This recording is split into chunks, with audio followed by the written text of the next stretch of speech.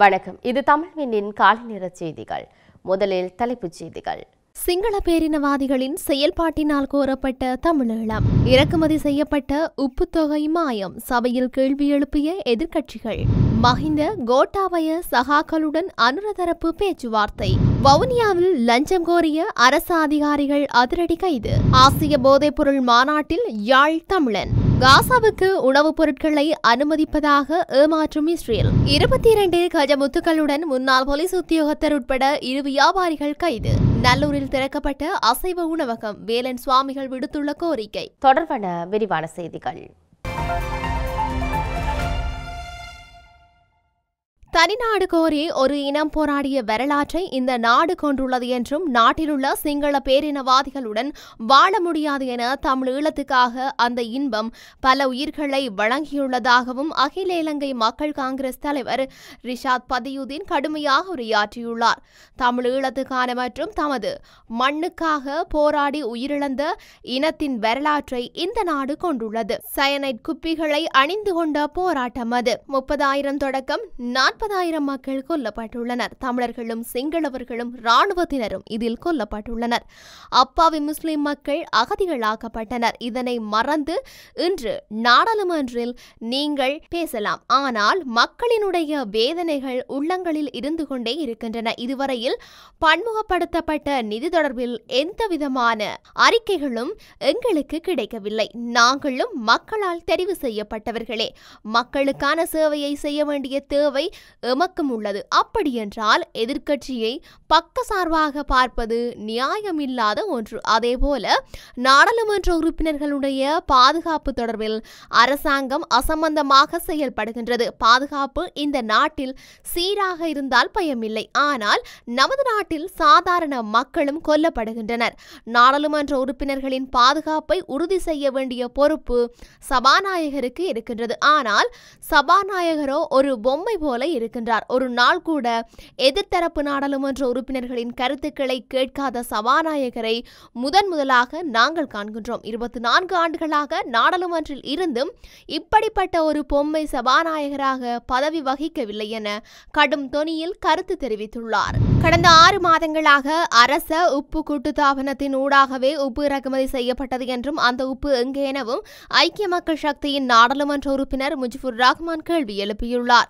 எந்த தனியார் துறைக்கும் உப்பு கொண்டுவர அனுமதி வழங்கப்படவில்லை. அண்மையிலேயே அதற்கான அனுமதி வழங்கப்பட்டது. அப்படி என்றால் அரச உப்பு கூட்டுத்தாபனம் கொண்டு வந்த உப்பு எங்கே? ஏன் இந்த உப்பு சந்தைக்கு வரவில்லை? உப்பு கட்டிகளே இதன்போது கொண்டு வரப்பட்டன. இவை உப்பு வர்த்தகர்களுக்கு ஒப்படைக்கப்பட்டன. இதற்கு என்ன நடந்தது? இந்தியாவில் உப்பு மெட்ரிக் டன் ஒன்றின் விலை $80 ஆகும். அதனை கொண்டு வரும்போது உப்பு கிலோ ஒன்றுக்கு அரசாங்கம் $40 வரியை அறவிடுகின்றது. இதன்படி கிலோ ஒன்றுக்கான செலவு $24 சகல செலவுகளையும் சேர்த்தால் 1 கிலோ உப்பு $100 வழங்கலாம். ஆனால் சந்தையில் $350 முதல் $400 வரையிலான விலைக்கே விற்பனை செய்யப்படுகின்றது. உப்பை பெற்றுக்கொள்பவர்கள் யார்? புத்தளம் உப்பு கூட்டுத்தாபனத்தின் பணிப்பாளராக இருக்கும் ரவி லியனகேவே உப்பு நிறுவனத்தின் தலைவராக இருக்கின்றார். அவரே இறக்குமதி செய்யப்படும் உப்பு தொகையை அந்த நிறுவனத்திற்கு கொண்டு சென்று $350 விற்பனை செய்கின்றனர். உங்களின் முறைமாற்றம் புதுமையானது. முன்னர் $130 விற்பனை செய்தவர்கள் இப்போது விலையை அதிகரித்துள்ளனர். அதேபோன்று கணக்காய்வாளர் நாயகம் ஒருவரை நியமித்துக் கொள்ள அரசாங்கத்துக்கு முடியாமல் இருக்கின்றது. இந்த துறையில் 5 வருடம் அனுபவம் உள்ள பெட்ரோலிய கூட்டுத்தாபனத்தின் பணிப்பாளர் நாயகத்தை நியமிப்பதற்கே அரசாங்கம் முயற்சித்து வருகின்றது. எனவே நுகர்வோர் அதிகார சபை புறக்கோட்டையில் உள்ள பெட்டி கடைகளில் சோதனை நடத்தாமல் அம்பாந்தோட்டை மற்றும் புத்தளத்திற்கு சென்று முடிந்தால் உப்பு எங்கே உள்ளது என்று பரிசோதனை செய்யட்டும் என்றார். மஹிந்த ராஜபக்ச மற்றும் கோட்டாபய ராஜபக்ச ஆகியோருடன் ஒன்றிணைந்து செயற்பட்டவர்கள் மற்றும் ஊழல் குற்றச்சாட்டுகளுக்கு உள்ளடக்கப்பட்டவர்களுடன் அரசாங்கம் பேச்சுவார்த்தையில் ஈடுபடுகின்றது என நாடாளுமன்ற உறுப்பினர் இம்ரான் மஹரூப் சாடியுள்ளார். தேசிய மக்கள் சக்தி தரப்பினர் ஊழல்வாதிகளை சலவை செய்யாத கட்சியில் இணைத்துக் கொள்கின்றார்கள் எனவும் அவர் கேள்வி எழுப்பியுள்ளார். நடைபெற்று முடிந்த உள்ளூராட்சி மன்ற தேர்தலில் திருகோணமலை தேர்தல் மாவட்டத்தில் ஐக்கிய மக்கள் சக்தி பெருமளவிலான ஆசனங்களை கைப்பற்றியுள்ளது. தெரிவித்துள்ளது. எமது கட்சிக்கு ஆதரவளித்த அனைவருக்கும் இந்த உயரிய சபையூடாக நன்றி தெரிவித்துக் கொள்கின்றேன். ஆட்சி அமைப்பது தொடர்பில் விரிவான பேச்சுவார்த்தையில் ஈடுபடுவோம். ஆளும் கட்சியான தேசிய மக்கள் சக்தி எதிர்க்கட்சியை போன்று பேசுகின்றது. கொழும்பு மாநகர சபையில் ஆட்சி அமைப்பது தொடர்பில் அரசாங்கம் பல்வேறு தரப்பினருடனும் பேச்சுவார்த்தையில் ஈடுபடுகின்றது. தேர்தலுக்கு முன்னர் ஊழல்வாதிகளை இணைத்துக் கொள்ளப் போவதில்லை என்ற தரப்பினர் தற்போது பல குற்றச்சாட்டுகளுக்கு உள்ளானவர்களுடன் பேச்சுவார்த்தையில் ஈடுபடுகின்றார்கள். உள்ளூராட்சி மன்ற தேர்தல் பெறுபேறுகள் குளறுபடியானதாக காணப்படுகின்றது. இதற்கு தேர்தல் முறைமை பிரதான காரணமாகும். இந்த சிக்கல்களுக்கு தீர்வு கண்டதன் பின்னரே தேர்தலை நடத்துமாறு அரசாங்கத்திடம் வலியுறுத்திய போதும் அரசாங்கம் அதனை கவனத்திற்கொள்ளவில்லை என்றார். வவுனியாவில் லஞ்சம் பெற்ற காவல் நிலைய பொறுப்பதிகாரி ஒருவர் கைது செய்யப்பட்டுள்ளார். பூவரசங்குளம் காவல் நிலைய பொறுப்பதிகாரி லஞ்சம் கோருவதாக லஞ்ச ஊழல் ஆணைக்குழுவிற்கு முறைப்பாடு வழங்கப்பட்டிருந்தது. இதனையடுத்து நேற்று பூவரசங்குளம் காவல் நிலையத்திற்கு வருகை தந்த லஞ்ச ஊழல் ஆணைக்குழுவின் அதிகாரிகள் குறித்த காவல் நிலையத்தின் பொறுப்பதிகாரி 5 லட்சம் ரூபாய் லஞ்சம் பெற முற்பட்ட போது கைது செய்துள்ளனர். காணி விடயம் ஒன்று தொடர்பாக குறித்த லஞ்சம் பெறப்பட்டதாக தெரிவிக்கப்படுகின்றது. கைது செய்யப்பட்ட பொறுப்பதிகாரி மேலதிக சட்ட நடவடிக்கைகளுக்காக வவுனியா தலைமை காவல் நிலையத்தில் ஒப்படைக்கப்பட்டுள்ளார். ஆசிய போதைப்பொருள் மாநாட்டில் யாழ் தமிழர் ஒருவர் கலந்து கொண்டுள்ளார். சிங்கப்பூரில் போதைப்பொருள் பாவனைக்கு எதிரான ஆசிய பசிபிக் மாநாடு இடம்பெற்று வருகின்றது. இதில் வடக்கு மாகாண சபையின் முன்னாள் எதிர்க்கட்சித் தலைவர் தவராசாவின் மகன் பிரமேஸ் என்பவர் கலந்து கொண்டுள்ளார். கலந்து கொள்ள இலங்கையிலிருந்து பயணித்த குழுவில் ஒரே ஒரு தமிழராக இவர் தெரிவு செய்யப்பட்டுள்ளார். இந்த மாநாடு இம்மாதம் 15ஆம் திகதி முதல் 17ஆம் திகதி வரை சிங்கப்பூரில் நடைபெறவுள்ளது. காசாவுக்குள் உணவுப் பொருட்களை அனுமதிப்பதாக இஸ்ரேல் கூறுவது ஏமாற்று வேலை என்று சர்வதேச தொண்டு அமைப்பான எல்லைகளுக்கு அப்பாற்பட்ட மருத்துவர்கள் அமைப்பு குற்றம் சாட்டியுள்ளது.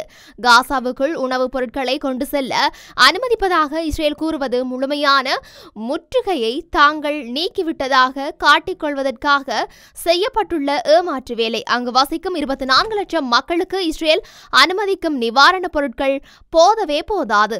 மிக சொற்பமாக உணவுப் பொருட்களை அனுமதிக்கும் இஸ்ரேலின் நடவடிக்கை காசா மக்களை பட்டினிச்சாவுக்கு உள்ளாக்குவதாக சர்வதேச நாடுகள் கூறுவதிலிருந்து தப்பிக்கும் உத்தி. உண்மையில் காசா மக்களை இஸ்ரேல் குற்றுயிரும் குலையுருமாகத்தான் வைத்திருக்கின்றது என அவர் தெரிவித்துள்ளார். மட்டக்களப்பு ஏறாவூரில் பல லட்சம் ரூபாய் பெறுமதியான தடை செய்யப்பட்ட 22 கஜ முத்துக்களுடன் 57 வயதுடைய முன்னாள் போலீஸ் உத்தியோகத்தர் ஒருவர் உட்பட 2 வியாபாரிகள் போலீசாரால் கைது செய்யப்பட்டுள்ளனர்.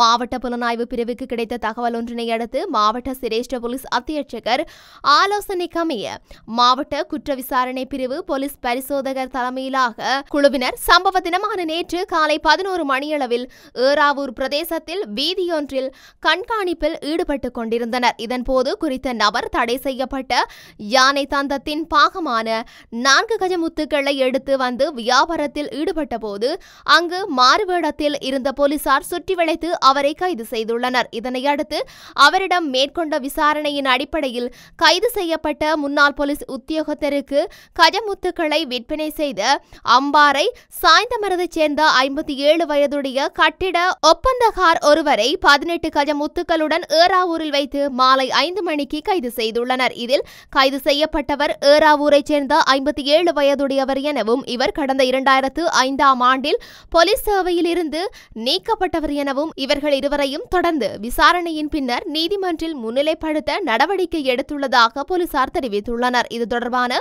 மேலதிக விசாரணைகளை மாவட்ட குற்ற விசாரணை பிரிவினர் மேற்கொண்டு வருகின்றனர். அண்மையில் நல்லூர் முன்வீதியில் திறக்கப்பட்ட அசைவ உணவகத்தை அகற்றுவது தொடர்பில் தமிழ் சைவ பேரவையின் அழைப்பின் பெயரில் சைவ அமைப்புகளின் விசேட கலந்துரையாடல் ஒன்று நேற்றைய தினம் இடம்பெற்றது. குறித்த கலந்துரையாடல் நேற்றைய தினம் 6:30 மணியளவில் நல்லூர் சிவகுரு ஆதீனத்தில் இடம்பெற்றது. எதிர்வரும் வெள்ளிக்கிழமை சைவ அமைப்புகள் மற்றும் ஆதீனங்கள் குருமார் ஒன்றியங்கள் ஆலய பரிபாலன சபையினர் தலைமையில் வடமாகாண ஆளுநரை சந்தித்து குறித்த அசைவ கடையினை அகற்றுவது தொடர்பில் மனு ஒன்றை கையளிப்பது என இந்த கலந்துரையாடலின் போது தீர்மானிக்கப்பட்டுள்ளது. இதனை பொலிகண்டி வரையான மக்கள் பேரெழுச்சி இயக்கத்தின் தலைமை ஒருங்கிணைப்பாளர் வேலன் சுவாமிகள் தெரிவித்துள்ளார். இத்துடன் தமிழ்வினின் கால்நிற செய்திகள் நிறைவடைகின்றன. உடனுக்குடன் செய்திகளை அறிந்து கொள்ள தமிழ்வின் என்ற மது யூடியூப் பக்கத்தினூடாக இணைந்திருங்கள். வணக்கம்.